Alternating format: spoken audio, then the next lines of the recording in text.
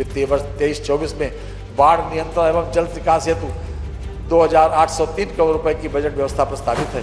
मुख्य सिंचाई परियोजना के लिए 5332 करोड़ 50 लाख रुपए, मध्यम सिंचाई परियोजना के लिए 2220 करोड़ 20 लाख रुपए तथा लघु सिंचाई परियोजनाओं के लिए 3400 करोड़ रुपए की बजट व्यवस्था प्रस्तावित है। नहरों एवं सरकारी नलकूपों से किसानों को मुख्य पानी की सुविधा हेतु 900 करोड़ रुपए की व्यवस्था प्रस्तावित है। नवीन राजकीय नलकूपों के निर्माण की परियोजना नाबार्ड पोषित एवं 502 करोड़ रुपए एवं 569 असफल राजकीय नलकूपों के पुनर्निर्माण के लिए 100 करोड़ रुपए की व्यवस्था प्रस्तावित है। LTIF योजना अंतर्गत वित्तीय वर्ष 2023-24 में मध्य गंगा परियोजना के लिए 375 करोड़ रुपए, सरयू नहर परियोजना के लिए 192 करोड़ रुपए तक व्यवस्था प्रस्तावित है। जल निकास नाबार्ड बोर्ड की परियोजनाओं हेतु वित्तीय वर्ष 2023-24 में 330 करोड़ रुपए की व्यवस्था प्रस्तावित है। नदी में सुधार एवं कटाव निरोधक परियोजनाओं के लिए 1619 करोड़ रुपए की व्यवस्था प्रस्तावित है। नमामि गंगे एवं ग्रामीण जलापूर्ति वर्ष 2022-23 में जल जीवन मिशन के अंतर्गत राज्य सरकार द्वारा 19,500 करोड़ रुपए का बजट प्रावधान किया गया है। वर्ष 2023-24 में जल जीवन मिशन के अंतर्गत 25,350 करोड़ रुपए की बजट व्यवस्था प्रस्तावित है। वर्ष 2023-24 में तक इन योजनाओं के अंतर्गत प्रदेश के समस्त 2.26 करोड़ घरों में क्रियाशील गृह नल संयोजन प्रदान कर शुद्ध एवं सतत पेयजल योजना उपलब्ध कराने का लक्ष्य रखा गया है। राज्य ग्रामीण पेयजल कार्यक्रम के अंतर्गत 188 योजनाओं जिनकी लागत 455.15 करोड़ रुपए है को पूर्ण किए जाने का लक्ष्य निर्धारित है। नागरिक उड्डयन, हमारी सरकार के कार्यकाल में नागरिक उड्डयन के क्षेत्र में अभूतपूर्व कार्य हुआ है। वर्तमान में प्रदेश में 9 एयरपोर्ट क्रियाशील हैं तथा 80 गंतव्य स्थानों के लिए एयर सर्विस उपलब्ध है। प्रदेश में 3 अंतर्राष्ट्रीय एयरपोर्ट क्रियाशील हैं। जेवर तथा अयोध्या में अंतर्राष्ट्रीय एयरपोर्ट निर्माणाधीन है। शीघ्र ही प्रदेश में 5 अंतर्राष्ट्रीय एयरपोर्ट के क्रियाशील हो जाएंगे। जेवर एयरपोर्ट में रनवेज की संख्या 2 से बढ़ाकर 5 किए जाने का निर्णय राज्य सरकार द्वारा लिया गया है।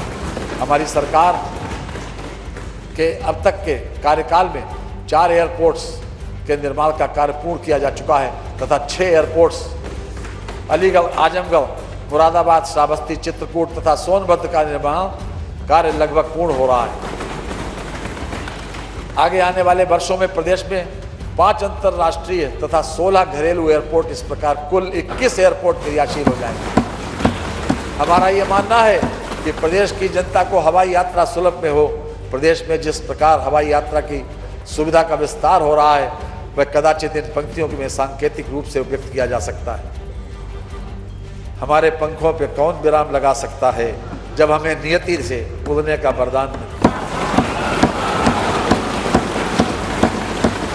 ऊर्जा, वर्तमान में जिला मुख्यालय पर 24 घंटे, तहसील मुख्यालय पर 20 से 22 घंटे और गांव को 18 से 20 घंटे बिजली दिए जाने का रोस्टर निर्धारित है।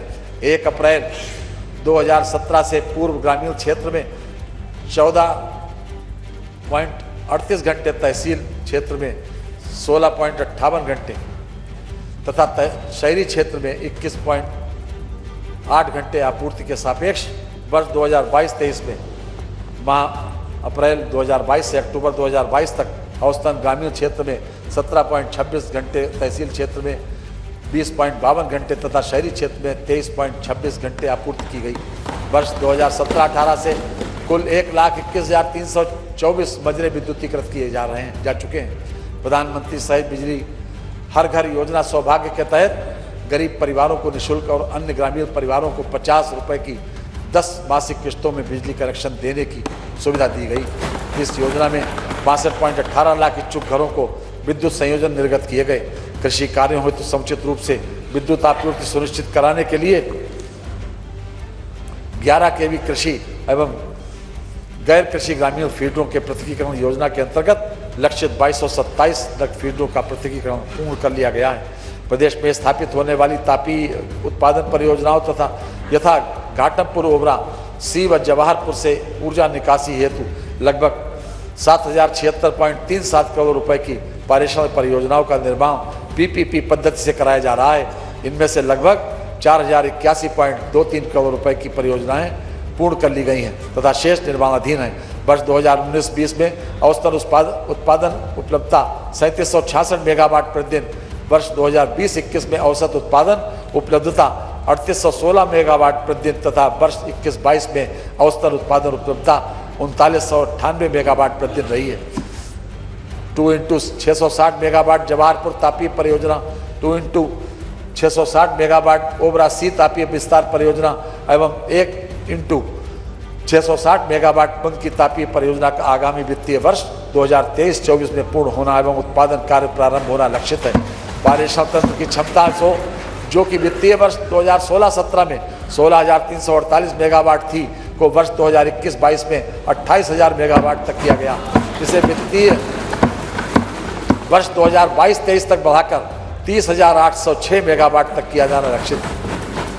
वित्तीय वर्ष 2022-23 में निजी नलकूप उपभोक्ताओं के विद्युत बिलों में 50% की छूट प्रदान की गई थी, जिसे लोक कल्याण संकल्प पत्र में की गई घोषणा के अनुरूप वित्तीय वर्ष 2023-24 में बढ़ाकर 100% कर दिया गया है, जिसके लिए 1500 करोड़ रुपए की व्यवस्था प्रस्तावित है।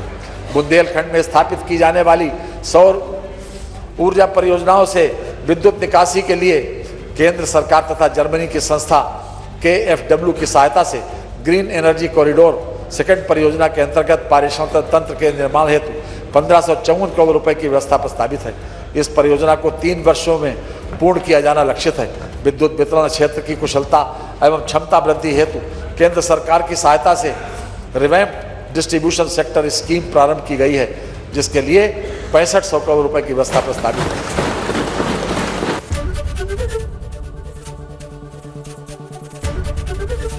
ABP गंगा, खबर आपकी, जुबान आपकी।